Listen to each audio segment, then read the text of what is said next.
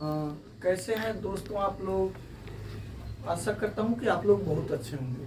आज मैं आप लोगों को भारतीय इतिहास से संबंधित कुछ महत्वपूर्ण जानकारी देने जा रहे हैं। जैसा कि दोस्त आप लोग जानते हैं कि भारत के इतिहास को जानने का 3 स्रोत के बारे में हम इससे पूर्व के वीडियो में चर्चा किए थे। साहित्यिक स्रोत, पुरातात्विक स्रोत और विदेशी यात्रियों का विवरण। आज हम उसी स्रोत के बारे में कुछ जानकारी प्राप्त करेंगे। जैसा कि उत्तर में हिमालय, महान हिमालय पर्वतमाला है, दक्षिण में हिंद महासागर, पूरब में बंगाल की खाड़ी तथा पश्चिम में अरब सागर के बीच फैले भूभाग को हम भारतवर्ष के नाम से जानते हैं। ये भारत का चौहद्दी कहिए या भारत का भौगोलिक सीमा कहा जा सकता है। प्राचीन काल में भारत को जम्बू द्वीप, आर्यावर्त, भारतवर्ष, भारतखंड, हिमवर्ष आदि अनेक नामों से जाना जाता था। प्राचीन काल में भारत को जम्बू द्वीप, आर्यावर्त, भारतवर्ष, भारतखंड, हिमवर्ष आदि नामों से जाना जाता था। ईरानी ने भारत को सिंधु नदी से जोड़कर हिंदू कहा। अरब इसे हिंद, जिसे मध्यकाल में हिंदुस्तान व यूनानियों एवं अंग्रेजों ने इंडिया कहा।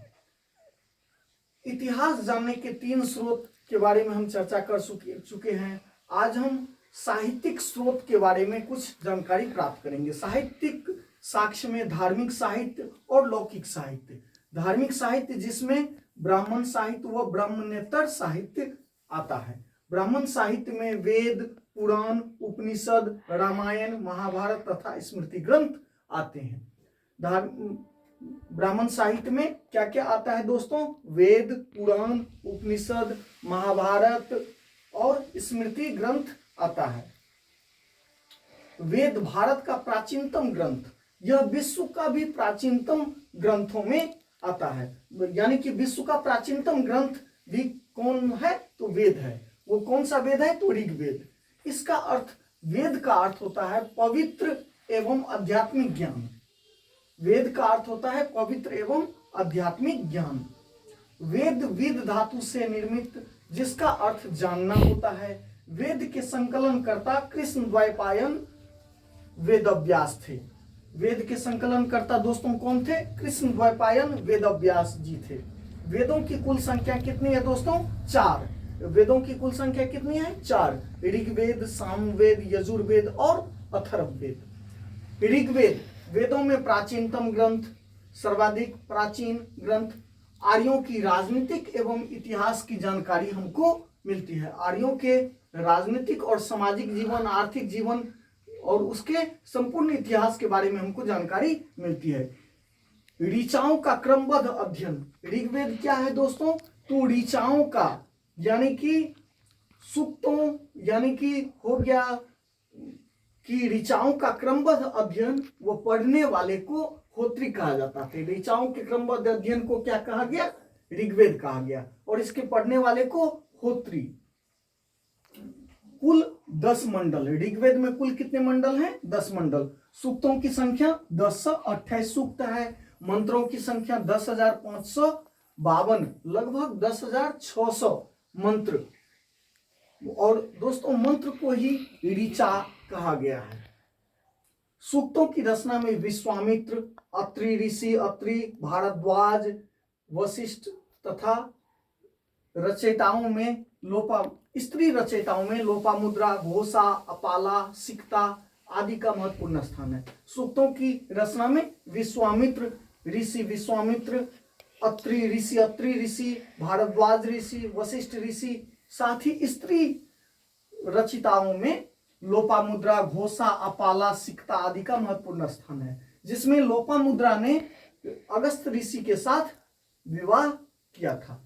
ऋग्वेद के दूसरे व 7वें मंडल तक को गोत्र मंडल, वंश मंडल या ऋषि मंडल कहा जाता है। दूसरे से 7वें मंडल को क्या कहा जाता है दोस्तों? गोत्र मंडल, वंश मंडल या ऋषि मंडल कहा जाता है। ऋग्वेद के तीसरे मंडल में गायत्री मंत्र, जो सावित्री देवता को समर्पित है, के रचयिता कौन है? विश्वामित्र। गायत्री मंत्र सावित्री के रचयिता कौन है? विश्वामित्र। पुरुष सूक्त 10वें मंडल में पुरुष सूक्त का वर्णन है दोस्तों, में पहली बार चारों वर्णों का उल्लेख मिलता है। जैसा कि हम लोग जानते हैं कि 4 वर्ण में ब्राह्मण, क्षत्रिय, वैश्य और शूद्र आते हैं। तो किस सूक्त में मिलता है? पुरुष सूक्त। पुरुष ऋग्वेद के 10वें मंडल पुरुष सूक्त में चतुर्वर्ण व्यवस्था का सर्वप्रथम उल्लेख मिलता है। ऋग्वेद विश्व की प्राचीनतम रचना है, हम बता चुके हैं दोस्तों आपको, जिसकी तुलना ईरानी ग्रंथ जैन अवेस्ता से की जाती है। ईरानी ग्रंथ जैन अवेस्ता से इसकी तुलना की जाती है। इसकी रचना 1500 से 1000 ईसा पूर्व मानी जाती है। इसको अपौरुषेय भी कहा जाता है। कहा जाता है कि वेद का रचना किसी पुरुष ने नहीं किया, बल्कि ये ईश्वर द्वारा निर्मित ये ग्रंथ है। और इसमें गंगा का उल्लेख सिर्फ 1 बार हुआ है दोस्तों, और यमुना का उल्लेख 3 बार हुआ है। वो दशरागी युद्ध का भी उल्लेख मिलता है। 7वां मंडल जो सोम देवता को समर्पित है।